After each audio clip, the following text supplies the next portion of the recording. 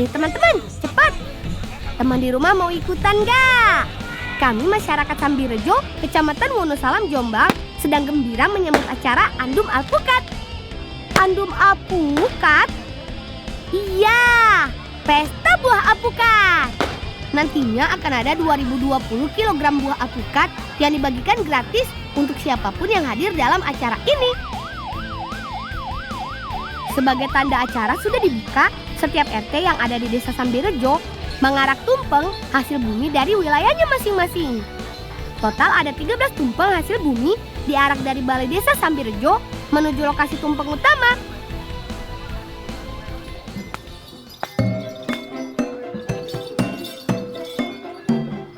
Setelah berjalan sejauh 1 kilometer, akhirnya arak-arakan ini sampai juga. Itu dia tumpengnya. Besar banget kan? Hihihi. Gimana? Yuk, kita mulai bagi-bagi alpukatnya. Tenang, tenang. Jangan rebutan. Semua pasti kebagian. Yang penting tertib ya. Kalau kata Pak Lurah sih, kegiatan seperti ini akan rutin diagendakan setiap tahun. Ini bertujuan supaya Kecamatan Wonosalam dan Desaku Sambirejo dikenal masyarakat luas. Sebenarnya acara ini sebagai wujud syukur masyarakat atas melimpahnya hasil bumi yang ada. Makanya hasil bumi seperti alpukat, duren, manggis, dan salak dibagikan secara gratis supaya masyarakat lain juga bisa menikmati berkahnya. Nah, kalau teman di rumah ingin ikut serta langsung dalam acara tumpengan ini, datang saja di bulan Maret. Biasanya sih di pertengahan bulan sampai akhir bulan.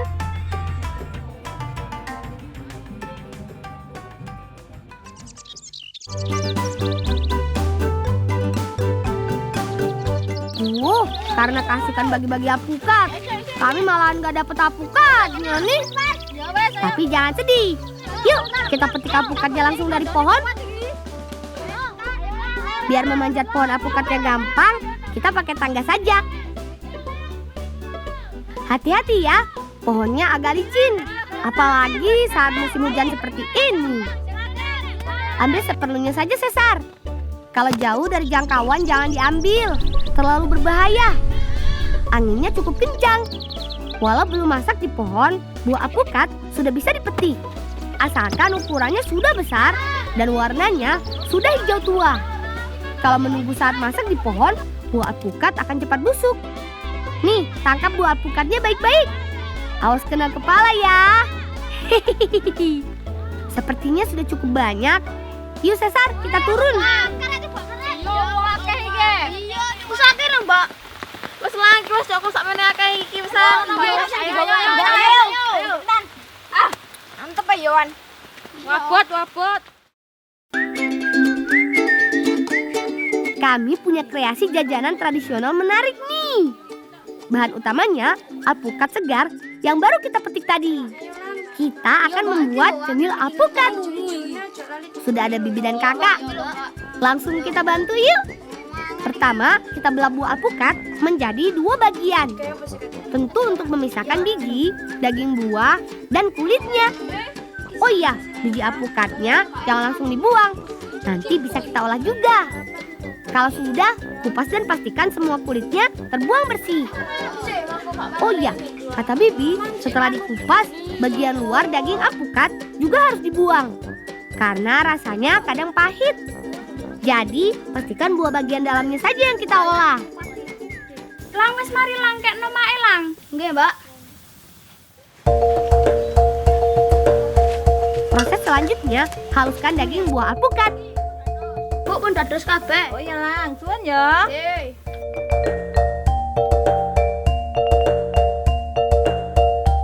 Sambil menunggu, aku dan Bibi menyiapkan ulekan alpukat. Jangan lupa parutan kelapa dan irisan gula merah untuk bahan pelengkap saat cenil sudah jadi.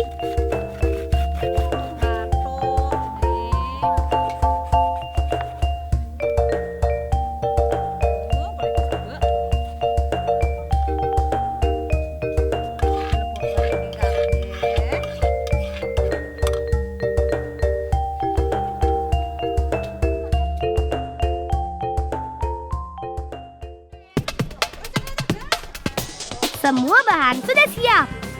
Langsung kita masak saja yuk. Bentuk adonan cenil dengan cara digulung-gulung di telapak tangan seperti ini. Jadinya panjang-panjang seperti cacing. Jangan terlalu besar loh ya. Karena saat direbus nanti cenil akan mengembang. Nah, kalau cenilnya sudah mengembang, tandanya sudah matang dan bisa diangkat. Jangan lupa rebus gula merahnya sampai cair. Gula merah ini yang nantinya jadi tambahan untuk makan cenil. Kalau nggak ada gula merah cair, ya nggak manis.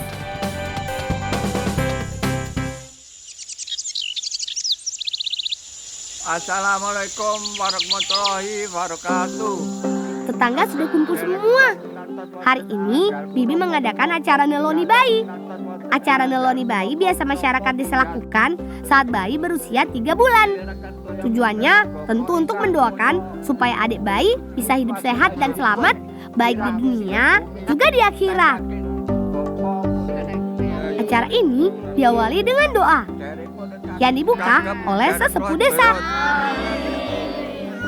Selanjutnya, adik bayi dimandikan sebagai simbol pembersihan diri.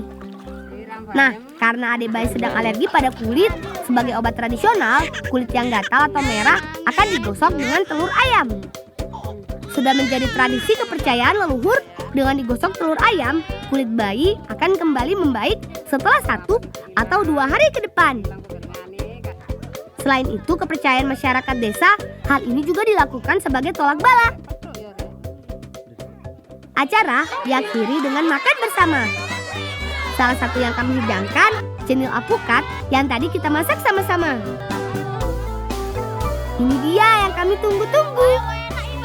Selamat makan ya semuanya.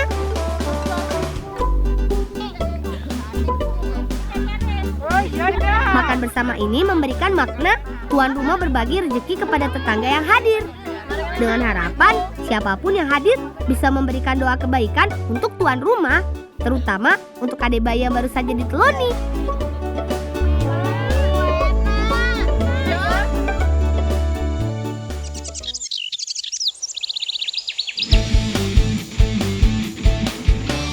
Satu, 2, 3. Ayo teman-teman, kita angkat lempengan besinya ke tempat pembakaran. Oh iya, lempengan besi ini yang menjadi bahan utama untuk membuat wajan besi. Lempengan besi harus dibakar dengan suhu tinggi. Tidak hanya di bagian bawahnya saja, bagian atasnya juga harus kena api. Sekam jadi bahan bakar untuk bagian atas lempengan besi. Ayo teman-teman, kita bantu ambil. Tidak lama saat besi disimpan di atas tempat pembakaran, sekam harus langsung disimpan di atasnya. Proses pembakaran besi yang cukup tebal seperti ini perlu waktu sekitar 1 jam lamanya. Berbeda dengan besi-besi yang tipis. 15 menit juga cukup. Sudah siap angkat tuh lempengan besinya. Harus segera dibawa ke tempat pembentukan. Awas, awas, besi panas, besi panas. Ayo paman, semangat. Ini bagian paling seru. Besi dipukul oleh banyak orang supaya berbentuk seperti wajan. Gak cuma asal pukul, tapi harus tahu bagian mana saja yang harus dibentuk. Kalau teman di rumah gak terbiasa, jangan tiru adeganku ini ya. Berbahaya. Untuk menghasilkan bentuk wajan yang sempurna, perlu beberapa kali proses pembentukan. Jadi, gak cuma sekali saja. Kalau besi sudah gak bisa dibentuk, besi akan dibakar kembali dan dipukul lagi setelah panas. Proses ini akan terus berulang sampai lempengan besi sudah berbentuk wajan. Kata paman, dalam 1 hari tempat produksi wajan besi ini bisa menghasilkan 10 sampai 12 buah. Harganya pun bermacam-macam, mulai dari 500.000 sampai 2 jutaan, tergantung ukuran dan ketebalan besinya. Kalau sudah rapi, tinggal masuk ke tahap akhir. Rapikan permukaan wajan yang belum rata dengan palu. Bagian sisi luarnya juga harus digosok sampai halus, supaya aman dan gak tajam saat digunakan.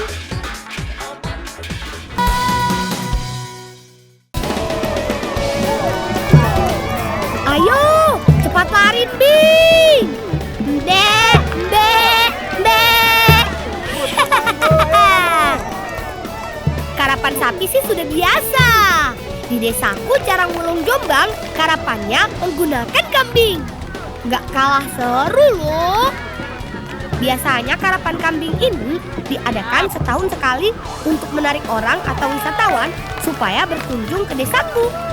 Apalagi desaku juga terkenal dengan peternak kambingnya yang banyak. Aduh. Namanya juga kambing, susah diatur. Makanya, biarpun yang balapan kambing, tapi Paman jadi ikutan repot mengarahkan si kambing deh.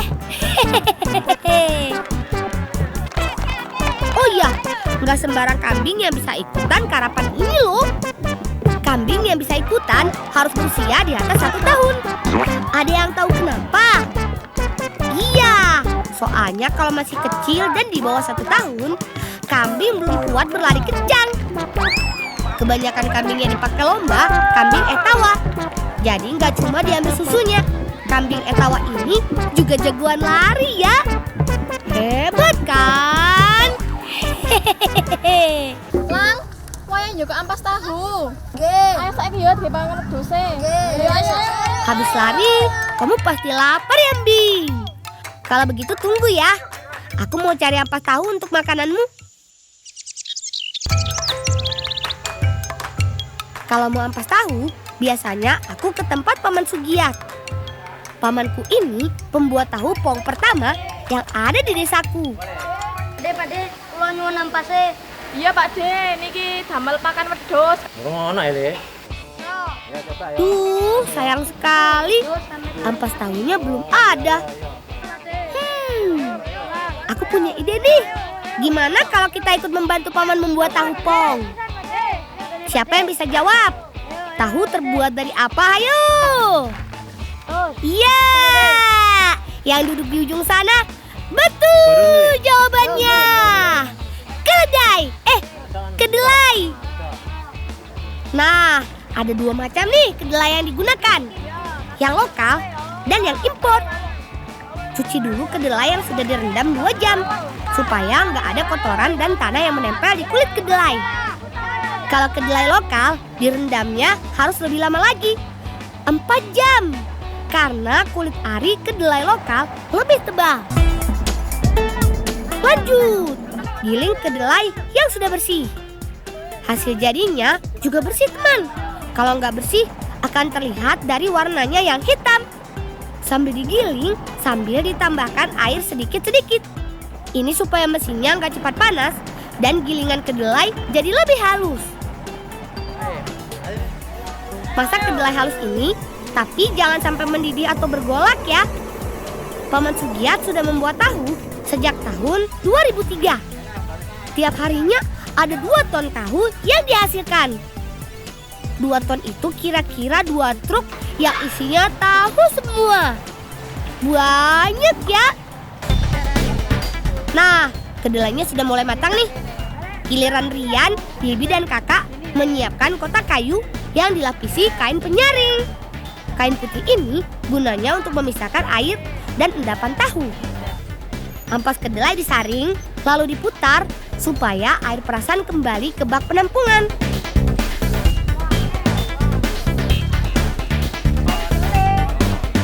Ini dia nih, ampas-ampas kedelai yang kami butuhkan untuk makanan kambing.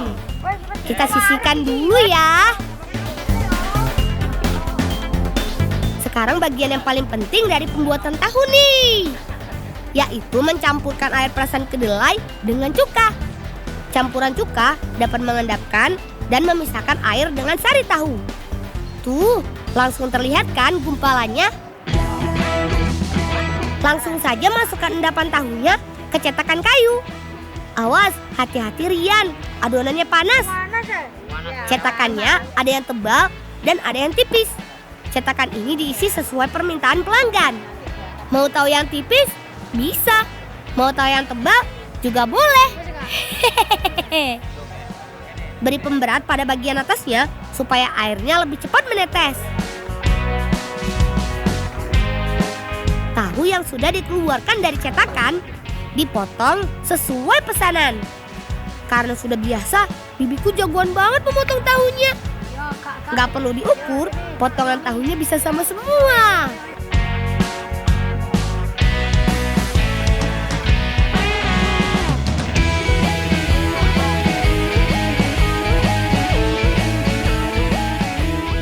Pade. Nggih. Iki seleben pundi? Ono kene le. Kok nilai? Nggih, sampean ewangi ya, Pade. Nggih. Nah, ini dia perbedaan tahu buatan pamanku dengan yang lain. Tahu paman disebut tahu pong.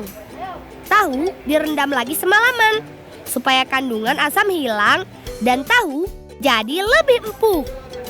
Proses perendaman kedua ini pakai garam dan bawang putih supaya rasa tahu semakin gurih dan sedap. Sekarang di tempatku ini memang sudah banyak yang membuat tahu. Tapi Paman Sugiat orang pertama loh yang menciptakan tahu pong. Rasa dan kualitasnya tentu saja berbeda. Enak!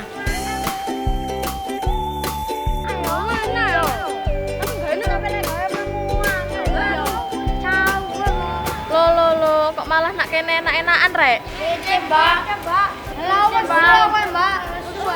Wes lesu.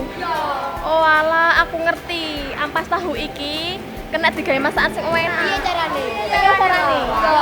Ayo mel aku tak duduno carane. Wah, ampas tahunya ternyata nggak cuma buat kambing loh. Kami jadi penasaran. Namanya kue gempo khas Jombang. Siapkan bahan-bahannya dulu yuk. Bu, niki kelopane damel sedaya napa? Loh, ya iya le kanggo taburan. Oh, nggih. Nah, parutan kelapa ini untuk ditabur di atas kue gemponya. Kue gempo biasanya berwarna coklat tua. Tapi kali ini kita pakai ubi yang berwarna-warni supaya makin cantik. Hehehe. Bersihkan kulit ubi, cuci, dan potong-potong supaya cepat matang saat direbus ubinya. Nggak usah lama-lama, cukup 20 menit merebus ubi sampai empuk. Panas. Tutupen niku. Ki.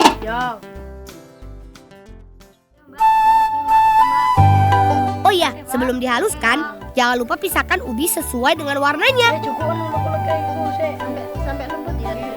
Kok aku menyebutnya iki. Tambahkan ampas tahu, tepung terigu, dan gula. Dan campur semua sampai rata. Nah, ini ciri khas kue gempo menggunakan kacang tolo. Tapi rasa mainnya apa? Kacang tolo dipakai karena lebih lunak dibanding kacang lainnya. Oh iya, kacang ini sudah direbus dengan air gula supaya lebih empuk. Yuk, masukkan adonan kuenya ke cetakan. Masukkan menjadi beberapa lapisan warna. Dan tekan-tekan supaya adonan lebih padat. Supaya matang merata, kukus adonan selama 20 menit.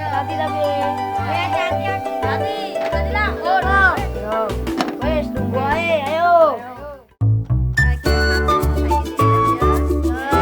Cantik ya warnanya. Hehehe. Potong tipis-tipis dan beri taburan parutan kelapa. Kue gempo ini kue langka loh teman. Sekarang sudah jarang sekali ada yang membuatnya. Dulu kue gempo banyak dijual di pasar setiap minggu. Saatnya makan. Rasanya, jangan ditanya. Sudah pasti enak tenan.